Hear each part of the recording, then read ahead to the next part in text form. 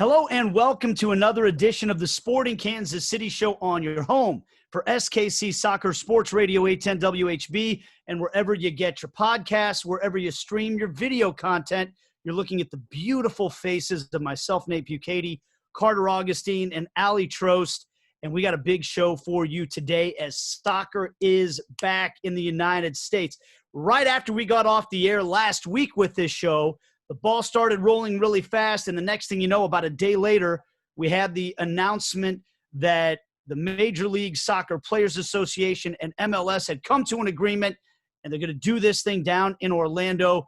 The teams are going to head out on June 24th, and then they're going to start this competition in early July. So coming up on the show today, we're going to talk about that. We'll lay out for you what we know about the competition, and we'll talk about some breaking news with Sporting Kansas City as well. And we're going to have a long-form interview with the man. Peter Vermes is going to join us on the show in the next segment, and we're going to cover a lot with him over return to training, which has happened this week, to getting ready for this competition down in Orlando, to the social justice movement that's sweeping the world. We'll talk about with Peter as well. So that's all coming straight up on the show as well. But, guys, we're back at it. Carter, what do you think? Soccer back in the United States, and you are going to be our representative from the media on our side of things for Sporting Kansas City that gets to head down to Orlando. What do you think, man? Yeah, hopefully I am. We'll see how maybe some testing goes in the near future, but hopefully I'm down there. I'm so excited for this, guys. We've talked about it so much, all the stuff that's happened with not only coronavirus, but like you said, the social justice movement, Black Lives Matter happening all over the world. It's kind of made you think about sports in a couple different ways than maybe you have before, I think. But one thing's for certain is that sports is, we've talked about it so many times, such a huge catharsis for everyone. And I think people are really excited to have some games that matter back on the TV. And man, I think hopefully we can use sports to unify us as well. But man, I'm so excited. It'll be a really interesting competition down in Orlando, and maybe a little bit like a summer camp with everyone's confined to the same areas. So we'll see how that goes. But yeah, bring on the soccer. That was my first thought too, was it does feel a bit like a soccer camp. I think anyone who played youth sports at any level can relate to that feeling of, it's summertime and your team's heading down to compete, whether it's, just 2 hours away or, 2 plane rides away. So really going to be interesting just to see what the environment is like. Carter, if you're there, you're going to have to give us all the behind the scenes, but really just shout out to the Players Association and the league for being able to come to an agreement. I know it wasn't an easy back and forth at all times, but I think really promising for Major League Soccer and its future that they were able to come to the agreement that they did, and in such a timely manner as well. All right, so we mentioned, Carter is the plan is to be our representative. Every organization, every team in the league is only allowed to send one member of like the media type side of things down to Orlando. Carter won. We had an arm wrestling contest. Carter beat me. And that's how this thing was. Anyone's buying that story. Against any opponent. Loves war during this arm wrestling match because optics, guys. Yeah. The social distancing, quarantine protocols. Yeah, exactly. Honestly, Carter and I, we've had a conversation about this, and I call Carter. I'm jealous. I'm envious that Carter gets to go down there for this thing. Now, look, from a personal life standpoint, I got a wife and 3 kids at home. I think they're probably happy that we're going to be staying here calling the games from Kansas City. And I probably should be too. I love my wife and kids. I've had a lot of them over the past few months, so I was okay with being away for a few weeks if I had to. But honestly, and it makes sense. Carter's going to be able to do so much for us, and we're going to generate a ton of content from Orlando thanks to Carter's great work down there. But and some people might say you're crazy. You want to leave your family for upwards of 6 weeks. This is a once-in-a-lifetime thing. I think we're going to be talking about this competition. In my opinion, we'll be making documentaries about everything that happened in the summer of 2020 for years to come. And Carter, you're going to be a part of it, man. You're going to be on the ground in Orlando experiencing something that only a very select few people are going to be experiencing. And it's going to be your job to bring that all back to us in Kansas City. Yeah, I'm with you. I think this has a chance to be a historic moment in sports. We're looking at what the NBA is doing as well, and that little 8-game series that they'll have ramping into their playoffs. That's going to be historic for them as well, and for MLS. We'll see if the details are released here. Hopefully, they're still working on them, and hopefully they release them here soon. But should be starting a little bit before the NBA as well. So, I mean, what an opportunity that is for soccer and for MLS in this country. I agree. I think it's going to be a huge moment in sports, and hopefully I can provide some help in documenting what happens down there in Orlando. And I'm excited for the format of the tournament as well. Kind of interesting where, again, we'll see what details emerge, but we've kind of got an overall sense of that it's going to be a group stage into a knockout tournament. And I think that'll bring out some really competitive games. And we have a real chance to showcase MLS here and hopefully grow the game in America and grow the league in America. So, man, yeah, it's just a really exciting time. Yeah, I'm with you. I think that the format is going to be really fun to watch, and especially for new fans that Major League Soccer might pick up along the way here, especially with this being probably one of the only, if not the only, pro sports back in the U.S. I know golf, they've got some things, NASCAR as well, but as far as between MLS, MLB, and MLB, who knows? Team sports. Let's call it that way. Sports, yeah. That's what I was looking for. That's great. Much better descriptor there. I think the format is going to be really intriguing for a lot of people. And I know that there's concern with the quality of play, given that players have been off for pretty much the equivalent of an entire preseason or off season. But I think as the games progress, and we'll hear more from Peter Vermes on this as well, I think as the games progress, there's reason to be competitive at every stage. The group stage games count towards your regular season record. And then as you advance to the knockout round, there are some incentives. And I know based on reports, they might be adding more as well. But it's going to be a very competitive tournament. I think that that's something that's going to draw in a lot of fans and create a lot of intrigue, especially, like I said, for people who might not have watched a lot of Major League Soccer beforehand. Yeah, and I guess we should get into that format a little bit. Aly just laid out some of the details. For the record, we expect to get an official announcement from Major League Soccer at some point later this week in terms of what the schedule is going to look like, some more details on the format. And then, of course, the game plan is that after this thing's over in Orlando, we'll get into the regular season. Of course, we know this is a fluid situation with the COVID epidemic or pandemic, as the case might be. So some of that obviously could be subject to change, but hopefully we get some more details here this week so we really know. But like Aly said, this is going to be a situation where you've got teams in 4 team groups, and they're going to go down there guaranteed of 3 games. And then from that point, the teams that advance will go on to a knockout round situation. The teams that do not advance will go back home and start training for the rest of the regular season. As Aly said, the 3 games that are played for each team in the group stage will count towards the standings in the regular season. I agree with you, Aly. I like that, the fact that means that everybody's got an incentive to play in this, because that is one of the big questions, right? What's at stake for the players? What's going to make them want to win this thing? I'll ask you guys a question. Do we paint the wall when Sporting Kansas City wins this thing? Do we put another column up there on the wall when Sporting Kansas City wins this thing? Those things, I think, are kind of all things that we're waiting to find out in terms of exactly what this is going to look like and how the format's going to play out in detail. For me, I think whichever team wins this should take immense pride in it. Yeah. And it's going to be a competition that hopefully has some of the most eyeballs on it in MLS history. And pretty much every team is starting from the same position, right? So for me, I hope that whoever wins it really does take immense pride in it. And Aly, you mentioned that there should be some incentives for the winners. Well, I guess for the winner of the tournament, maybe for the group winners, I don't know what we'll find out. But hopefully there's some good incentives. But, I mean, if I'm a player or a coach and I'm in a league and we're given this new tournament that could be once in a lifetime, like who knows if they'll have another tournament like this ever again, you want to be the ones that win that one. based on reports that I've seen, the winner of the tournament, I know will receive a CONCACAF Champions berth. They'll automatically get entered into that for, I believe, the following season. And then I know that there's a fundraising pool of, funds that will go towards different charities for each of the team's hometowns. So already some great incentives there, and I'm sure others that will come out in the coming weeks as we get more details. But Carter, I'm with you. I think that, and like you said, 2020 is going to be a historic year for sports. And I've had this conversation with a lot of people. Does it taint in any way the achievement of teams if they win, the championship, or if they win the MLS Cup, whatever it is?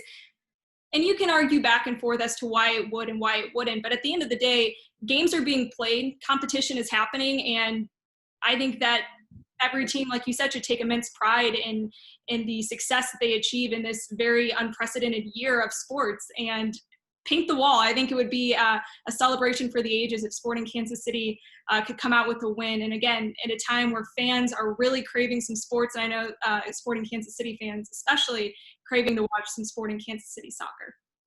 Yeah, and we will be providing a lot of content for you coming up. As I said, Carter Augustine's set to head down there with the team. June 24th, they go down to Orlando. Then the games will start as early as July 9th. And we can hardly wait. Before we take a break and have Peter Vermes come on, one bit of news did come out today with Sporting Kansas City. This is not quite as much on the positive side, but the team announced that midfielder Felipe Gutierrez underwent knee surgery that is going to end his season up to 7 to 9 months for Felipe Gutierrez. If you can remember back at the beginning of the season, he dealt with that knee injury through training camp. They tried to rehab it, see if they could get it better. That's not going to be the case with this cartilage damage. We'll get more details from Peter Vermes on that, but certainly that's a tough one for Sporting KC. Maybe after the break, and with Peter, we can talk a little bit about how Sporting cover that with some of the other players they have in the midfield as well. We're going to take a break. When we come back, head coach and technical director Peter Vermes joins us right here on the Sporting KC Show. And the Sporting Kansas City Show continues on your home for SKC Soccer, Sports Radio 810 WHB, and, of course, wherever you get your podcasts, wherever you stream your video content as well. We appreciate you subscribing and hopefully liking the show.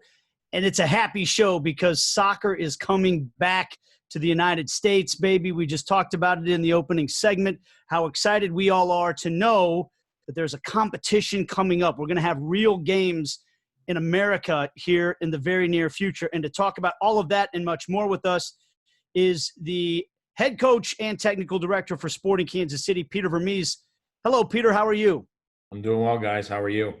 Okay, now, that answer didn't sound as enthusiastic as I did right there, but I've got to be guessing that you are every bit as excited about all of this, the fact that we have soccer to get ready for now. Yeah, having some – we don't have our dates yet, but knowing kind of the first game could be on the 8th, 8th, 9th, 10th, 11th, 12th, 13th. That's where the first game could be. Knowing that it really helps from a training perspective. It helps from setting goals. It helps from so many different points of view for not just the staff, but the players as well. So from that, yeah, it's great. It's very good. We're also very happy to be, have started full team training on Monday. So that's a big step in the right direction. It's kind of changed the complexion of what it's like out on the field. The guys feel comfortable. The guys feel good. We're testing. There's just a lot of different things that are happening this week. So my head's spinning a little bit, but trying to keep above and keep my head above everything. So let's start with training. How's it been? And you've mentioned some of the parts that have your head spinning right now, but overall, how would you assess the first 2 days? It's good. The guys very enthusiastic, hardworking. I really think the stuff we did in the individual workouts is really paying its dividends. In that the guys got a lot of running in that point at that time, because when you're doing individual workouts, I mean, what can you do, right? I mean, you're going to run and you're going to dribble with the ball and do things like that. It's not like you can pass with somebody. So, yeah, they got a lot of good work out there. And then when we moved to small group trainings, you could do stuff with 4 guys, sometimes 5, where you did some passing exercises. And again, those were those were things that a lot of times when we do training, normally we do short durations, whereas we needed to fill up time with this, with those numbers. So what happened was that guys wound up doing those things longer, and I think it helped increase their fitness. And now they actually look pretty good for being where they are at, coming into being that it's our first 2 days of full team training, but excited that we have, kind of 4 weeks to kind of get ready for it. And hopefully, as I've said from the beginning of this, the key is going to be fitness, and we got to keep increasing that as we go. You just mentioned having those games right on the horizon. Does that help you kind of schedule out these 4 weeks a little bit more than you have in the past? Yeah, it does. Because you're now really what happens is I'm waiting. I think by Friday we'll know. Hopefully Thursday or Friday we should know when our first game is, and if we know that, then we'll just reverse engineer from that game. So it'll make things a lot easier. But we kind of have a pretty good working structure now based on knowing full well when the games are going to be. We've basically put out a structure that I think fits our needs. We know what our really heavy loading weeks are going to be, and then where we need to start to unload to get the guys to hopefully, whatever that means at that point, to be at top energy level and then also sharpness. We're visiting with Peter Vermes, and you've mentioned fitness a couple of times here, and I have to think that's going to be a huge component to whichever teams are successful in this competition in Orlando, is the teams that can get to the closest thing, at least, to top fitness by the time that competition rolls around. We've talked about it a lot through the course of this pandemic, Peter. You as an organization and you personally have been at the forefront of pushing the envelope to get on the field, to get training and all of that. Do you feel like that's an advantage for Sporting Kansas City going down to Orlando if you guys handle this month the right way? What I think is, I think Miami, Orlando, Atlanta, Dallas, Houston, those teams for sure have an advantage. The fact that they're in that heat, becoming acclimated to that is huge. I think the rest of us are all going to go down there and take and I don't know how, it depends on how big this is. Is it a really big uppercut or is it a quick uppercut? But we're going to take an uppercut to the jaw when we first get down there, because I know, I lived in Florida. I played in Florida for a season in my early years. And so I know what it's like in that kind of weather when you hit the summer months. And so it's going to be a little bit of a shock, I think, to all of us. And I'm hoping that it gets really hot here. Although some of the last couple of days have been nice and warm, we just need that to adapt our players to that kind of heat down there. All of that being said, I know Matt Beasler was on the Border Patrol with Nate and Steven talking about the mindset of this team going into this tournament, and they want to win it all. You guys are going into it with no reservations. It's in it to win it. So how, all of those other factors like the heat, injury risk with just a quick return, and all of those factors being thrown into it, what do you gather is kind of the mindset of this team going into a tournament setting, and how do you feel about the way that this is going to play out? Yeah, well, first, I think the guys have, it's not even their words, it's their actions. The way that they've been working on the field, their commitment is fantastic. So I think us going there, I feel really good about their attitude, their approach at the moment going down there. Those first 3 games are what's going to be the most important, because they're going to be the games that count towards the season. If you make it to the round of 16, the semifinals and the finals, I don't know at this moment, but I'm pretty sure that they're not going to count. But I think all that's going to be released in a couple of days here. But just seeing the guys, seeing how they're going about their business every day, it's been very good. I can tell they're committed. I can tell that they are looking forward to playing. And I've always been one to always believe that if you're going to go and play in something, you might as well win it. I mean, that's the way you should approach it. So, and I think our guys are looking at it that way, looking at it that way as well.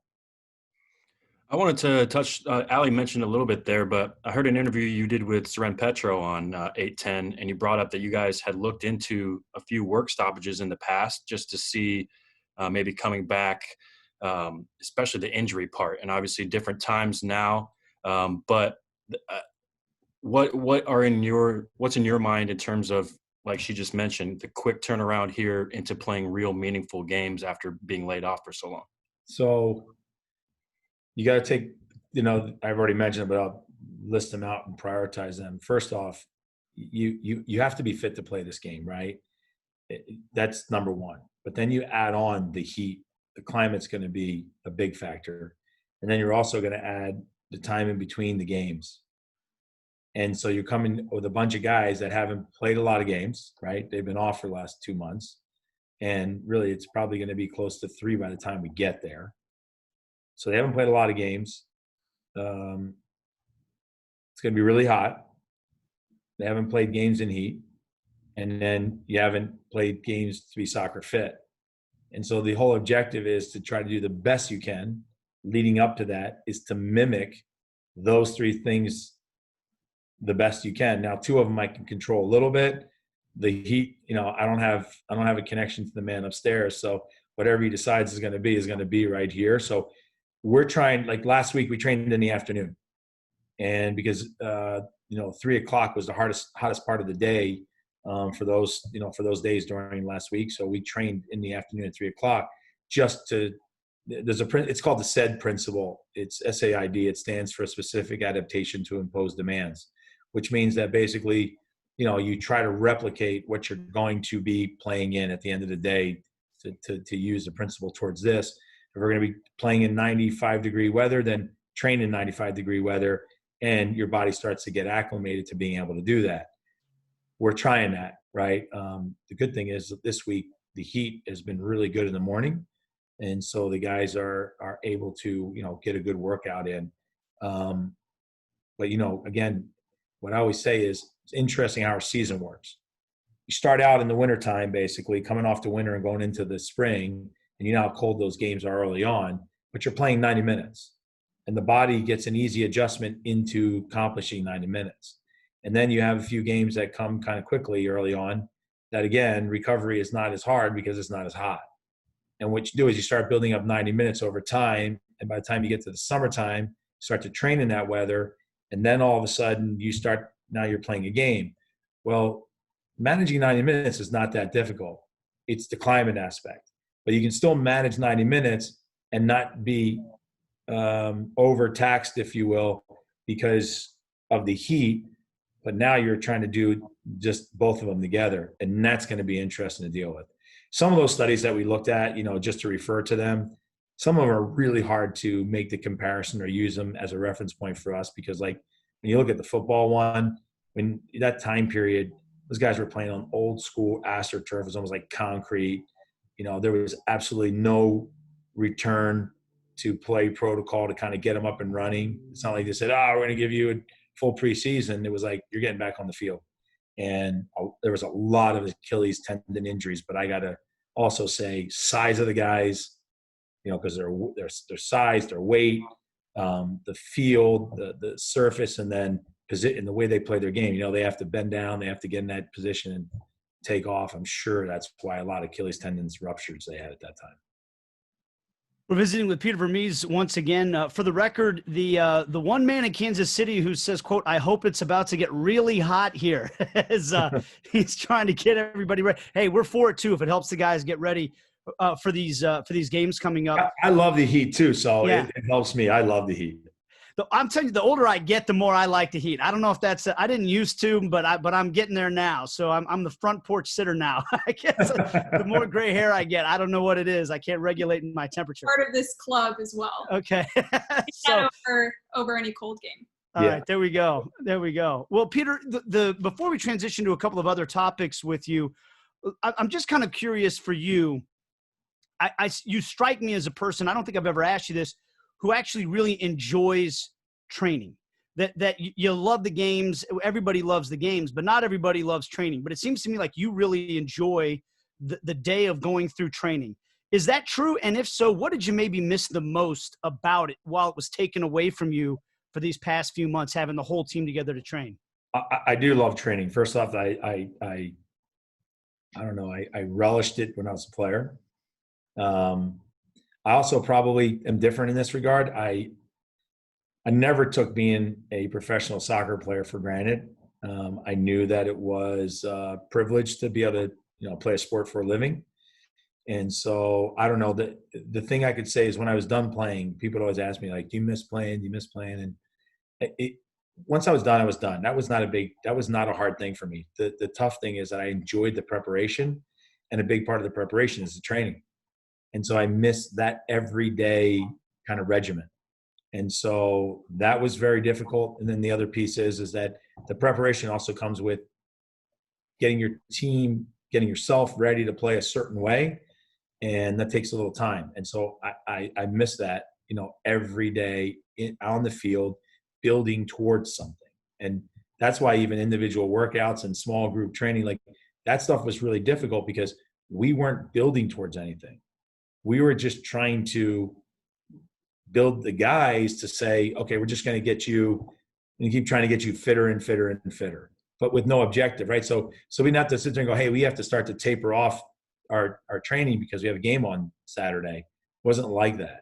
We actually had to manage that we wouldn't, just completely blow them sideways, that now they get injured or whatever. And that's where I thought we actually did a pretty good job is we did it in good steps that we've minimized injuries. Coach, as you and the team now get ready to head down to Orlando, what's the roster construction process like? Trying to figure out, maybe which players are playing which games. Are you going to have it in waves to maybe introduce players? How has that kind of gone down? So it's actually a really good question. We haven't really done a lot around it other than the fact that we're waiting for the game schedule, because once we kind of see the game schedule, we can kind of then look at how we're going to line up against different teams. And there might be some guys that might help us better against a certain team that we're playing against. But where the really difficult thing is going to be is what is the other team's going to do as well. So we might be planning for a certain personnel on the other team for our game, and then they could make wholesale changes as well. So that's where it's going to be really difficult when we're there. And so the way I look at it is, and I've always kind of looked at games this way, and that is you got to go out and go and try and win your first match. And then you got to then reevaluate right afterwards and make your next steps. Because you can have all these different ideas and they could all be set up and all that, but then all of a sudden something happens. A guy gets a red card, for example, and boom, that changes everything. And so you got to be really flexible, and you also have to wait till after the game and sort of take inventory of where everybody is. We're going with an idea, but we'll be very flexible once we're there. I'm just curious, how would you describe the testing itself? Because you'll be doing a lot of testing while you're down there, and you guys have been testing a bunch already. How is the testing process for you?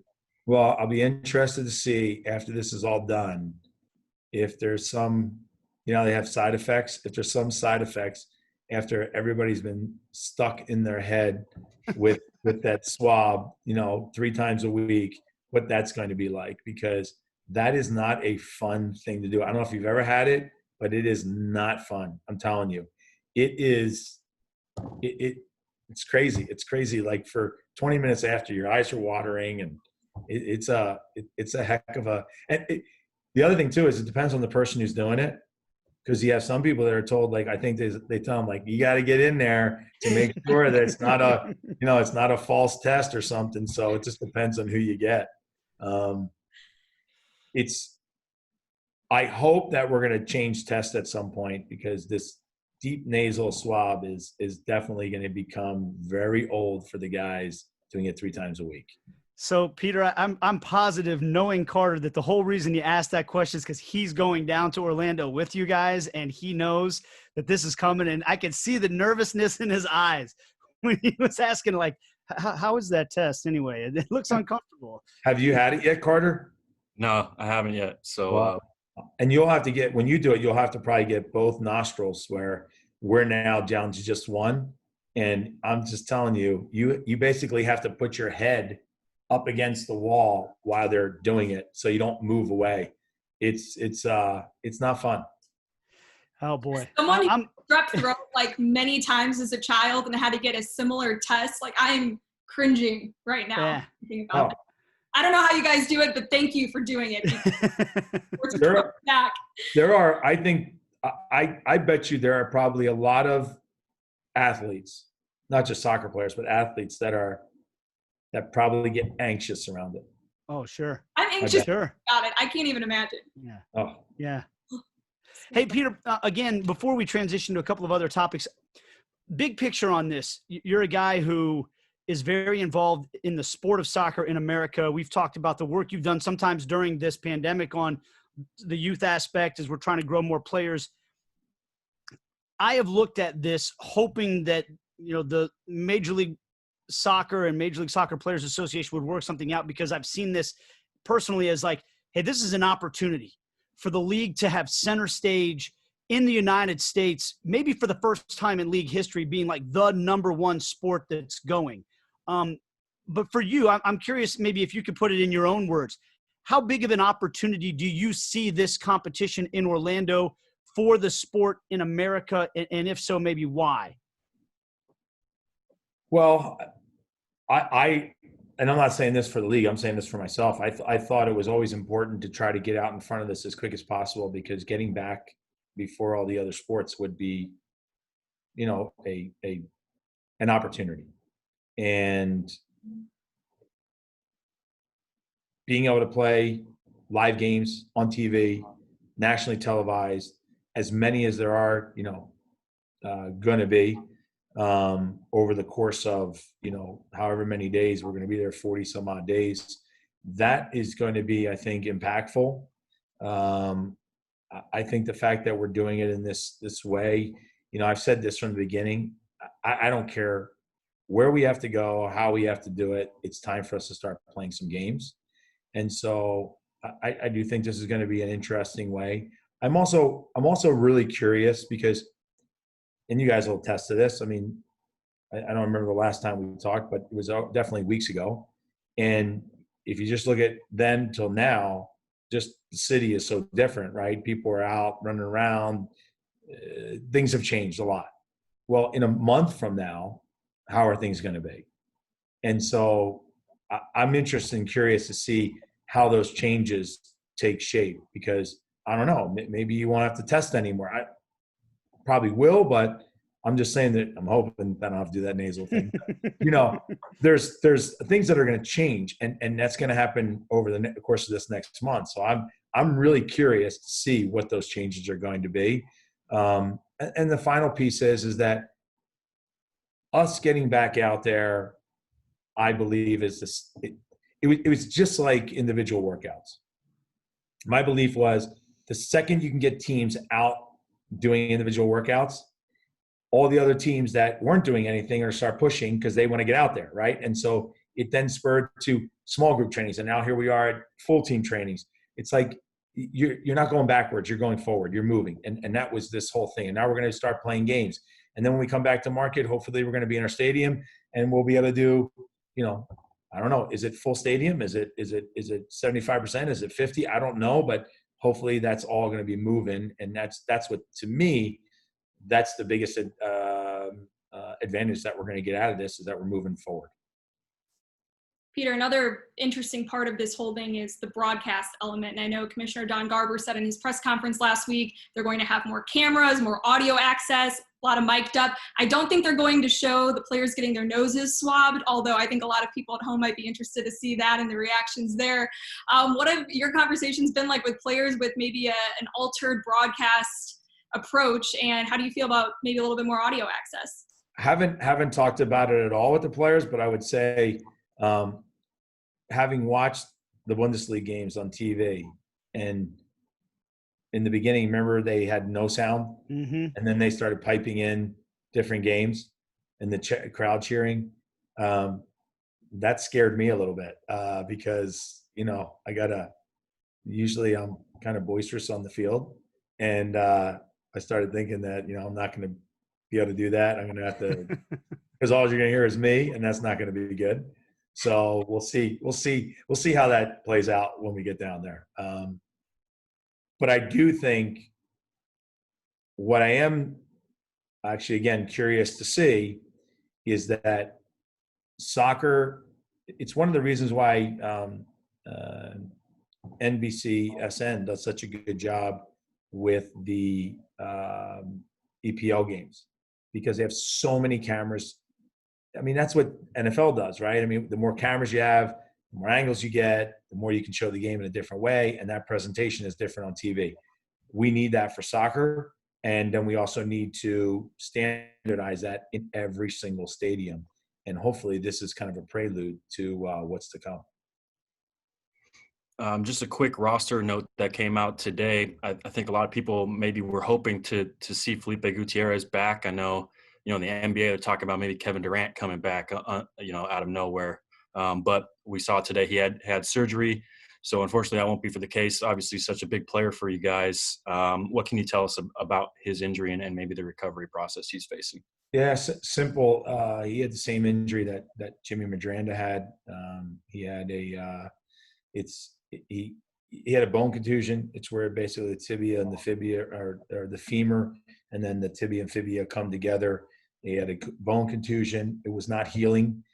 He damaged some meniscus and cartilage along the way. So they basically did the same surgery, which is basically going in and they plug it, and then they put a new plug inside there with healthy meniscus, cartilage, because the other is so damaged.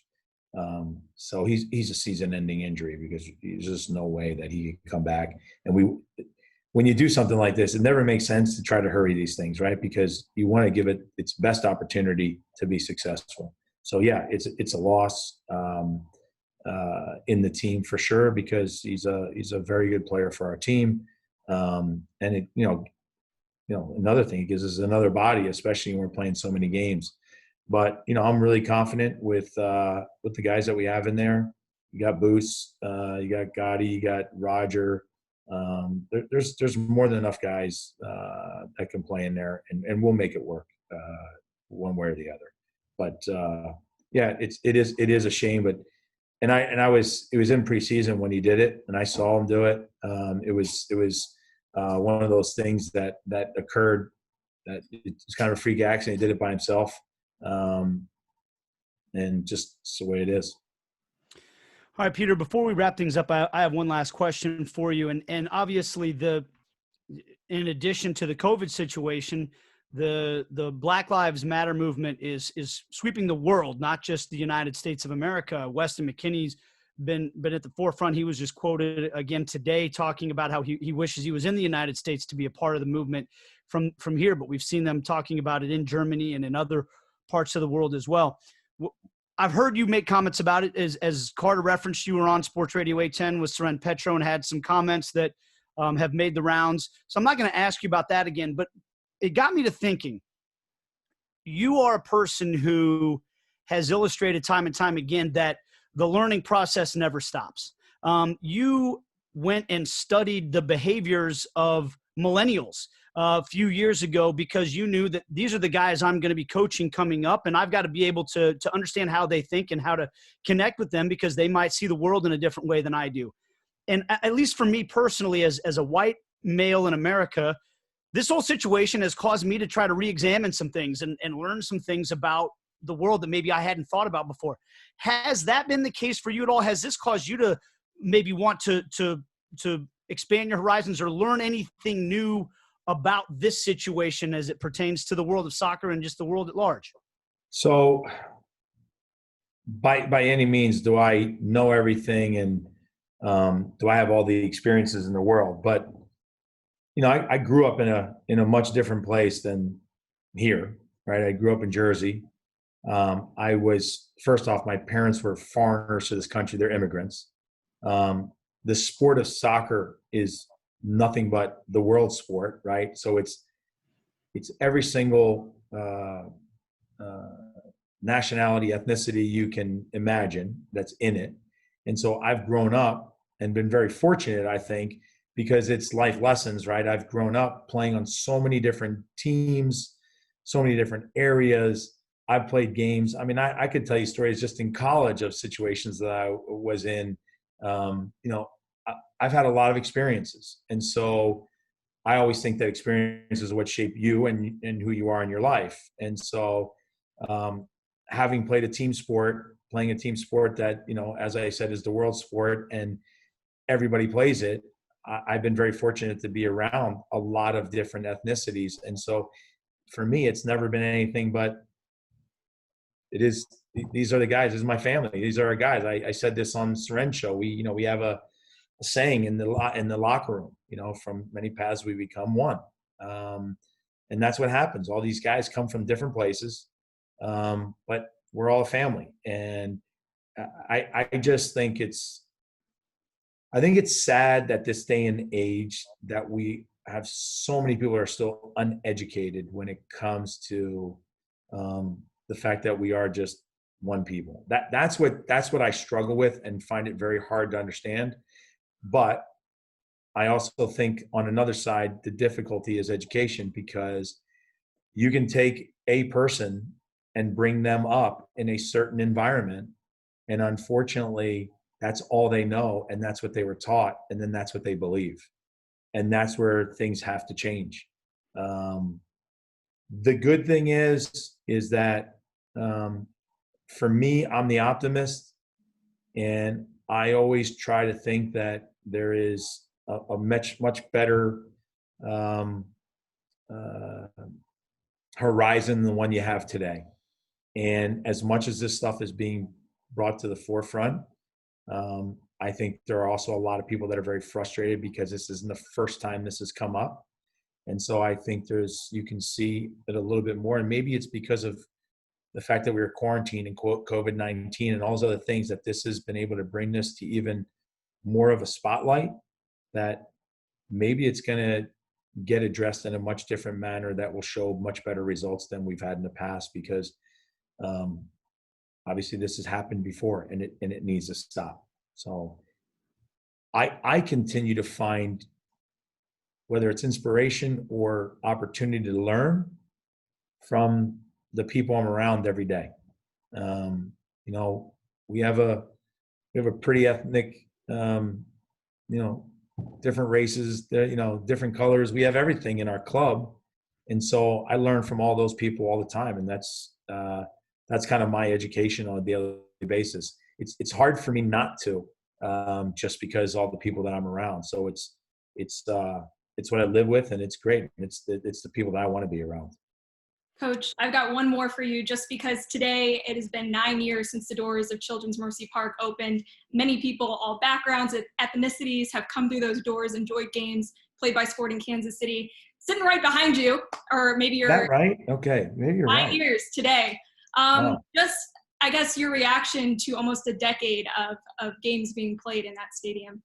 Well, the moments, the whole idea, right, was to build a stadium that was going to be ours, that was going to be modern, exciting to come to, but at the same time was going to provide the fans with a team that was going to come out and give everything they had every game. And then you sprinkle some really cool moments on top of all that. And hopefully that sort of solidifies kind of that relationship between the fans and the players and the club, right? And so that's happened. And I think it's been used as the example for so many other stadiums and clubs that have come into the league or have built a new stadium. It's been used as the example. And that's, I think that's the biggest form of flattery, right? And so it's exciting that, we've come as far as we have. It's been a pleasure being in that stadium. And now that you say that, I think to something, and that is that, I'm the only coach that's been in that stadium since it opened. So that's actually pretty cool. Yeah, that's actually pretty neat. So, But I think the moments that we've had in that stadium have been great. And obviously they wouldn't be anything if it wasn't for the fans. The fans have been tremendous in our stadium. I've said this many times. I have so many teams that come to me, coaches that say, players even from other teams that say to me, man, I hate coming to your stadium. You guys just get the ball and you guys just run us into the ground. You pressure us. The fans are killing us, meaning like they're just on us the whole time. They're like, we're just dying in the stadium. And that's, I mean, I would, if I felt that way about another stadium, I would never say that to the opponent, but I'd love when they say that to us. That's right. Hey, well, we love being there too, and I can't wait. Hopefully we'll be back here after this competition in Orlando, back to games in Children's Mercy Park as well. Peter, thank you so much for the time. We appreciate it. And when Carter gets that nasal swab, maybe if you could take some cell phone footage for us, we want to get a good look at that. I'll do a have video. Olivia all over it. What's that? I said I'll have Olivia and Jordan. I'll have the whole content team. We'll get a full video. Perfect. See you, Peter. Okay, guys. Thank you. Take care. All right, that is Peter Vermes. We'll be back to wrap things up on this edition of the Sporting KC Show right after this. And we're back to wrap things up on this edition of the Sporting Kansas City Show. Nate Bukaty, Carter Augustine, and Aly Trost. Our thanks to Peter Vermes for joining us. We covered a lot of topics there with Peter. And one thing we didn't really get into, guys, I'll just get each of your thoughts on this quickly before we wrap things up. With Felipe Gutierrez being out for the season now, Sporting Kansas City looked really good in the midfield even without him. And that's not to take anything away from what a terrific player Felipe is and has been for Sporting KC. But Gutierrez has come in and played incredibly well. Roger Espinoza obviously is one of those mainstays for Sporting KC. And I'm looking at this like this is a big-time opportunity for Gianluca Busio, who was already pushing to get more and more minutes for this team. To me, this is a golden opportunity for him to really take a big step forward as a professional. Carter, I'll start with you. And your thoughts on how Sporting KC covered the loss of Felipe Gutierrez. Yeah, we heard Peter just then say that it's a huge loss, but they're confident that they can adapt to it. And I think he would have to be pretty, maybe not confident, but pretty comfortable with that midfield that he has. Because at the beginning of the year, we looked at it as, man, the 5 players for these 3 spaces is really, really deep. Now you're down Felipe Gutierrez, a team MVP type player who's just really fantastic. And I'm really devastated for him and wishing him and his family all the best in his recovery. But they still, like you said, you mentioned Gutierrez exploded onto the scene. And then I have to agree, this is a big opportunity for Gianluca Busio. I mean, this tournament in general could be a huge opportunity for young kids all around the league. If you're taking into consideration, I'm not sure if it's been confirmed that MLS will use the 5 subs rule, but I have to imagine they will. And, with the games coming thick and fast, you got to think that maybe there'll be some time to play the kids that might not have. And Gianluca Busio is at the top of the list, who he's been getting good playing time anyways. It's just really difficult to play over the likes of Gutierrez, Roger Espinoza, and Aly and Felipe Gutierrez, obviously. So, yeah, I'm looking forward to seeing him. I have to assume he'll get a lot of minutes. Yeah, I know, guys. We talked about the depth for Sporting Kansas City in that midfield room, and it's coming, to their advantage now with such a key injury. I mean, really, Felipe Gutierrez, you can't overstate just how much of an impact he's made on this team and how much of a difference he makes when he's on the field. That being said, though, to both of your points, Gianluca Busio, this is a huge opportunity for him. He's been well positioned, I think, to really have his MLS breakout season, and I think we could really see that in this tournament. And not just Gianluca Busio, but looking at a different position with the defense. I'm excited to see what Jalen Lindsey's got. I know we haven't seen him in quite some time just with the injury he suffered that kept him out for most of last season. But Carter, I think you're right. It's going to be a big, big opportunity for the young guys. And again, a team like Sporting Kansas City with great depth, if they can stay healthy, I think is in a great position to run away with the whole thing. Should be interesting to see. The training has resumed for Sporting KC in full, and we've got soccer coming up in July as well. So let's go. Who knows what we'll be talking about next week, man? The details are coming so quick. It's like an avalanche. There's nothing happening, and then boom, and now everything's happening. Yep, that's right. And I can't, and I'm here for it. I'm here for every bit of it. I want every bit of information we can get on this thing. So stay tuned. For Aly Trost, for Carter Augustine, for Peter Vermes joining us on the show, thanks for watching. Thanks for listening. We'll see you next week with a whole bunch of new news on the Sporting Kansas City Show.